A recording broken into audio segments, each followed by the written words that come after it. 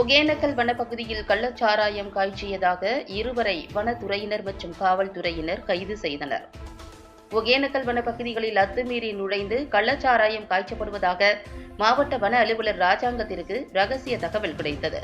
தகவலின் பேரில் ஒகேனக்கல் வனச்சரக அலுவலர் ராஜ்குமார், வன காப்பாளர் ரவிக்குமார், காளிமுத்து, வனவர் கோபால் உள்ளிட்ட 5 பேர் கொண்ட வனக்குழுவினர் ஒகேனக்கல் காவல் உதவி ஆய்வாளர் விக்னேஷ் தலைமையிலான 4 பேர் கொண்ட காவலர்கள் அடங்கிய 2 குழுவினர்களும் இணைந்து ரோந்து பணியில் ஈடுபட்டனர்.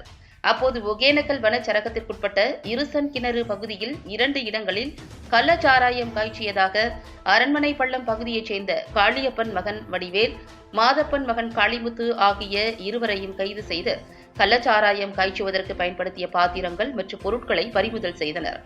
இதுகுறித்து வழக்கு பதிவு செய்து பென்னாகரம் மாவட்ட உரிமையியல் மற்றும் குற்றவியல் நடுவர் நீதிமன்றத்தில் ஆஜர்படுத்தி தர்மபுரி கிளை சிறையில் அடைத்தனர்.